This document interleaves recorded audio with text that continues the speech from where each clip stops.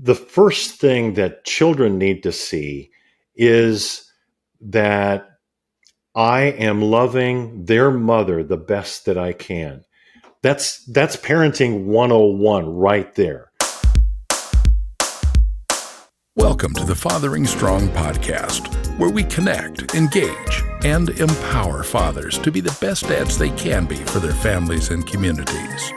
And now, your hosts are Bruce Stapleton and Pastor Eli Williams. Hello, friends. Eli Williams here. I'm your host on the Fathering Strong podcast. You know me by now. I'm a pastor. I'm a husband, a granddad, a founder of Urban Light Ministries, which is the organization that powers Fathering Strong. We're so glad that you're with us here today. Thanks for joining us. I'm excited because I have as my guest today on this episode of the Fathering Strong podcast, my friend Laverne Nissley. Laverne is, along with his wife, the co-founders, now retired, of Encompass Connection Center. Encompass is, well, I'll let you tell him more about that here, but just to let you know that he and his wife have recently retired after 20 years at the helm of Encompass. So they've just done a fantastic job running that organization here, serving the Springfield and general area, equipping and inspiring couples to have their best relationships using timeless values and skills. They're responsible for leading, training, promoting, and managing that great organization, and it has become one of the true pillars in our community. Laverne, congratulations on your retirement and your successful succession planning that took place and now transition to the new role with Encompass. So you can tell us about that later. But right now, tell our listeners and viewers a little bit about what Encompass is. Absolutely. First of all, thank you, Eli, for inviting me to participate on this podcast. We have valued our partnership with you over the years. You've been such a heartfelt champion for fatherhood, and you've led the way in this region and the state, and I know you have national leadership influence as well. So thank you for that. Encompass has been our life for the last 19 years, and as Eli just said, we've recently retired. We stepped away and have taken a back seat, and the people in the front seat are David and Teresa Mabry. And we know that the cause will continue because they also have a heart for marriages as we have. And so over the years, Encompass has been about basically relationship skills, education, and coaching.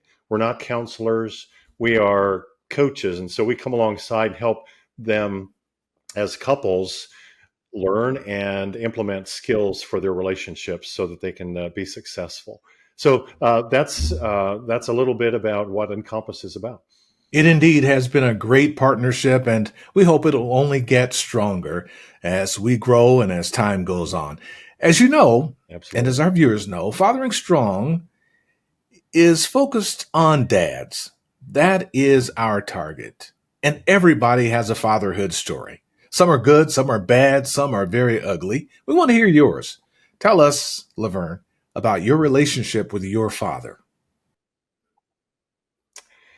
Well, for me, it's been a little bit of a bittersweet relationship because my father would have been characterized, as I remember him growing up, he was often angry, agitated, anxious, and it was just difficult to receive nurture and care from him in the way that I would have longed for it. Now, he was a Christian, he was a believer, he definitely instilled positive values, work ethic values, etc. But in terms of the kind of father that I would have loved to have, he kind of missed the mark there. He did come back in his later years and apologized for just the way that he was not helpful to us as children. And so we received that good forgiveness. He passed away. It's almost 3 years ago now that he's been gone. But the last several months, as we had to care extensively for him through the partnership with Forest Glen Healthcare Campus in a dementia unit, were some of the best months of of my relationship with him. We had some deep conversations. I was able to take him out to, say, the reservoir and just sit there and have coffee together. Uh, I I long for the kind of relationship that I was able to enjoy in those latter months. I wish that I could have had those earlier in my life. So, yeah, it's a little bit of a mixed bag for me. And sometimes on Father's Day, I would look for a card that would express something, and I couldn't find anything. I could not find what I needed. There was just that gap there. He experienced that from his own father and his father from his father. So it was like a generational thing just passed down. And as you know, you've seen this again and again and again. And so we practice what we learn. And I was intent on not passing along that trend to my own children. I wanted them to have the absolute best father that they could be. First of all, listen, we are so very sorry for your loss. And we thank you for being willing to share that Yes, story with us absolutely. about your life with your dad. I'm happy to hear that in the latter days, they were better than the former days. So that's good. And that's a word really of an encouragement for someone who may be watching today, Yes. who has had a similar situation with your dad. Thank you so much for sharing it. You'd probably say to someone who is in the throes of all of that right now with their dad, to don't give up, be patient. It's not too late to try Yes. to better your relationship with your dad while there is still time, wouldn't you? Yes, I would definitely say that that's true. One of the blessings in that fatherhood gap that I had growing up in my teen years, I, like you, was also a musician. And so from age 11 to 15, I was part of a gospel singing group in Goshen, Indiana. And I was surrounded by healthy male father figures. That really helped me in my formation to see what a healthy husband and father looked like, because we would travel on this bus. I mean, we were a singing group. We were a gospel singing group, and so we would go and do concerts and programs during my high school years, typically on weekends, but then on longer trips in the summers. And that was just such a valuable experience in my life. I still have those relationships and those men that I look up to. That's good. Say a little bit about growing up. You've got siblings, Hmm. right? Yes. Tell us something about your relationship with your brothers and your sisters, and of course, your mom. Yeah. So I was the oldest of three. I'm 2 years older than my brother Ken, and then we had a little baby sister come along years later. She was about came along about 13, 14 years younger than I, and have really had a pretty healthy relationship with them. A lot of uh, I think a lot of reasons why we kind of turned out the way we did was mom's counterbalancing. Mom did a lot of shielding us and trying to protect us from some of dad's insanity at the time. His own father was a very strict disciplinarian, and so he would use, his belt. He would use objects to hit, and then he would feel so badly about losing his temper, and it was always just sort of this awkward thing. But the three of us as siblings could relate to that experience, so we had a shared experience, and even into adulthood, we often commiserated with some dad stories, and they were just not positive. I think as we grew, um, I think we were also challenged to become not like him. That's not the kind of examples we wanted to set for our children. And mom passed about a year and a half ago, and we were always much closer to mom than we would have been to dad. But they had a long marriage, 65 years married, and they were committed to each other, and we have to give them credit for that. We knew they loved each other, and mom missed him when he passed, and so um, there are good, just because you grow up with anger and agitation and anxiety doesn't mean that all is lost. There are good things that can come from that. I think I was prepared personally, Eli, for dealing with difficult people. I mean, what better school to do that? Look at King David. Look at what he had to deal with in working with interacting with King Saul. King Saul was, and I'm not saying my dad was paranoid schizophrenic or anything like that. I'm just saying David had it pretty difficult. Saul was out to get him, and more than once he tried to take his life. My dad never tried to take my life. I always knew that he loved me. Wow, really appreciate that. Well, we're about to take a break, and after this timeout, Laverne will come back, and I'm going to ask you about how you met your life partner, Rhonda, who is more than a wife. She's actually been your ministry partner all these years, and I'm sure that's a fascinating story. So stay with us, folks. We'll be back with the Fathering Strong podcast and my guest, Laverne Nissley, after this short timeout. We dads and father figures need each other. We need a safe, non-judgmental place to share our stories, challenges, heartaches, and joys. Fathering Strong is just such a place. A new online community of connected, engaged, and empowered fathers. Learn more at www.fatheringstrong.com. Welcome back for the Fathering Strong podcast. I'm Eli Williams, and my guest today is Laverne Nissley. Laverne, we're talking about your growing up and your relationship with your father, and then your siblings and your mother, of course. Tell us how you met your life partner, Rhonda. Yes, I would say that it's probably not. Uh, it's not one of those magical stories where there's violins playing and just falling in love right away. But it was more of a tender growing time for us. We actually met in church. Her family relocated from Iowa to northern Indiana, where I was growing up, and we would have been 13, 14 or so at the time. She was just a year or two younger than I, and she came with a family of 9. So large family. I remember the day they walked into church, and there was this huge. They took up the whole bench, and as we got to know each other, I think we began to see that there were some shared values. There were just and I had broken up with another girl, and so it was a little while after that I decided I'm going to try Rhonda. I'd like to get to know her just a little bit better. She was active athletically. She was a good athlete. She seemed to be smart, good, easy to talk with. And so the first date, get this, this is so romantic. I invited her to a youth group hymn sing. Like once a month, we had this hymn sing.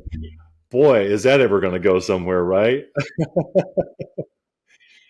And yeah, yeah. So invited her to that, and then it just kind of grew from there. Her family then relocated again several years later to Central Ohio, and in this region where we are now, Rosedale, and during that time we had more of a long distance relationship. We would write letters to each other. That was way before cell phones and texts and that kind of technology. But we maintained that relationship, and about once a month or so, I and a friend of mine who was dating her sister, her older sister, we would drive out and we would just spend the weekend. And so, as time went on, we began to see that we had a shared future together. And I asked her, we looked at marriage, and we made the decision, put it on the calendar. And we have the distinction of being in a double wedding. Okay.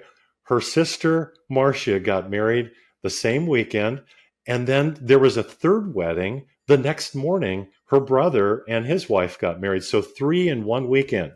Part of the reason for that was that her an older brother happened to be on furlough from being in Nicaragua in Central America. And so He happened to be on furlough, and so he decided to just do all the weddings at one time. We actually had to move ours up. We were going to get married later in June, but we got married in December. So it's almost 46 years now, Eli, and Rhonda is. Our personalities are very different. I'm more of an extrovert. She's more of an introvert. I'm I'm a male. She's a female. But our personalities go hand in glove like this, and I think it's one of the reasons that we've been able to work together fairly well. That there's a synergy there. We're not duplicating each other, but we work together, and she sees things that I don't.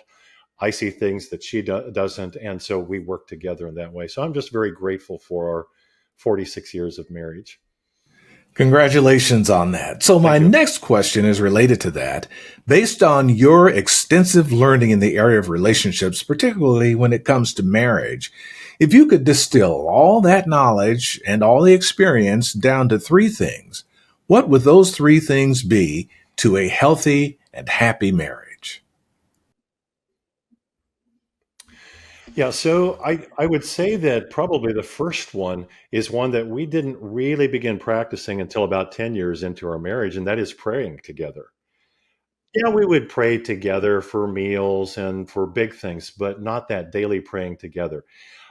Praying together on a daily basis has proved quite successful for couples who do it on a regular basis. There's only a 1 in 1,253 chance of failing in a marriage where partners are praying together on a regular basis. And so that's something that we've been doing since 10 years in. So that's about what, 36 years now. And so that's number one. Number two is really work at communication, which is two things: asserting and listening. And couples who can learn to do those two skills well, which this is what we've been trying to help couples with over the years. Asserting well, that is just, what is it that you wish for? And it's not attacking, it's not demanding, it's asserting, but then also listening well. What is the other person saying? What's the content, but what are the emotions behind that? So that's number two. And I would say number three is humor. Just we have to have a sense of humor. I love to laugh together with Rhonda. I love it when she comes up with something that's just funny, and we can both just laugh together. It relieves stress. And I think couples who laugh together really are further ahead because it's diminishing the stress. You're not taking yourselves too seriously. So there's three quick things that I just tomorrow it might be three different ones, but today, Eli, for you, these are the three. Well, that's off the top of your head. I think it's excellent.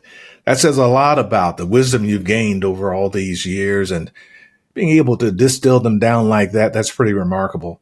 Based on your experiences in doing the work of healthy marriages and healthy relationship building and in your own relationship, what has been the most challenging part about that? What has challenged you the most when it comes to relationship building, training, and living? I think the most challenging thing has been to be honest with each other when it's tough to be honest, when you don't want to stir the pot, you don't want to be having a needless argument or strife.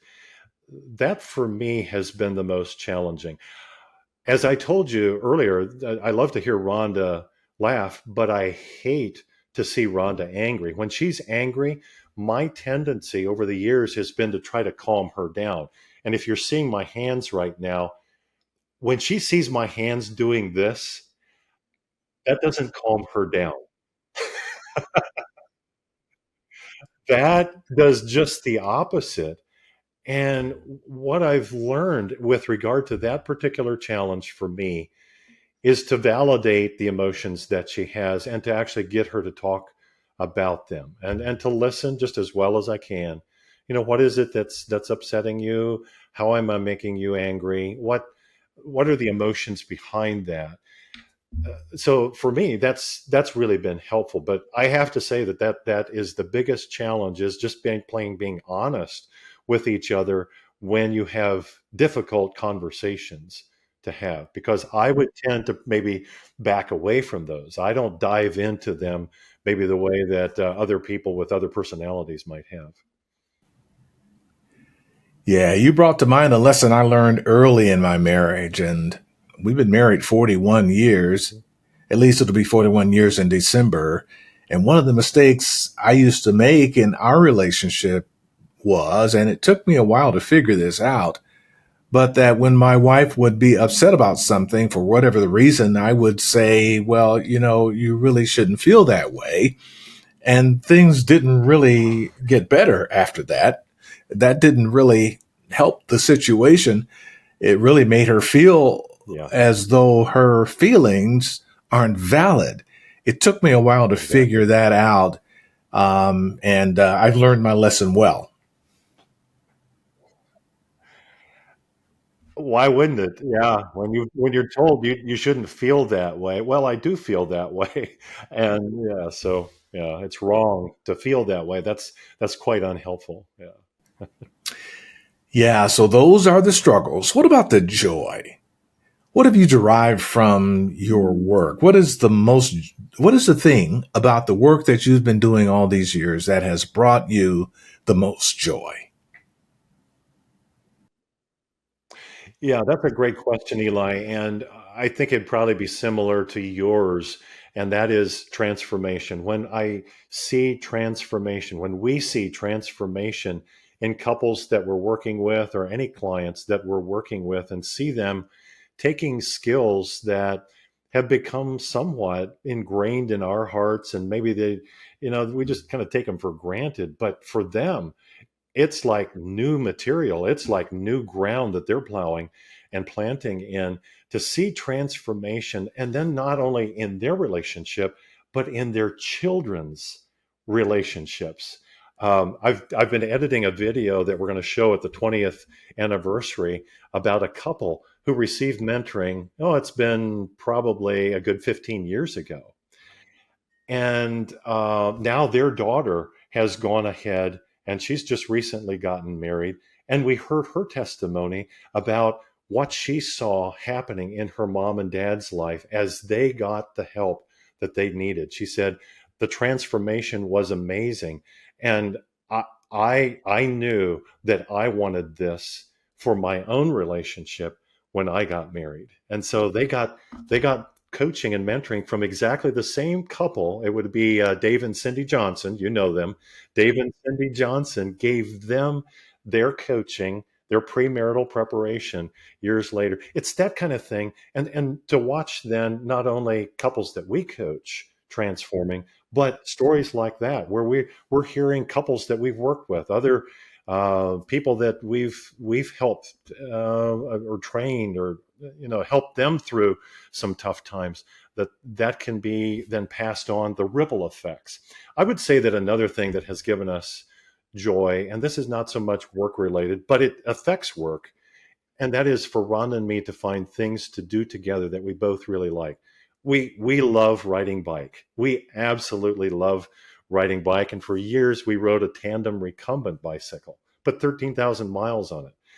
Well, we sold that bike, and now we have e-bikes. That kind of goes with aging, and it just we love riding. We rode down to Xenia yesterday and back, 46 miles.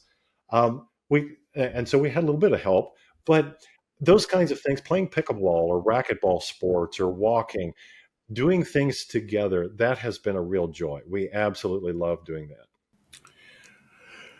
Wow, that's very encouraging, Laverne. I'm sure for those that are watching, and our audience is made up of mostly dads, and most of them married, not all, but mostly married.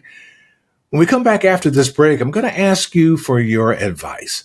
What encouragement, what inspiration would you give to a married father of balancing being a husband, and of course there's work, there's being a dad, and particularly for those who have children who are minors, how do you balance all of that? And what would be your suggestion for making sure that you've got a healthy relationship with your wife and with each one of your individual children? So that gives you a lot to think about. The answer when we come back on this edition of the Fathering Strong podcast.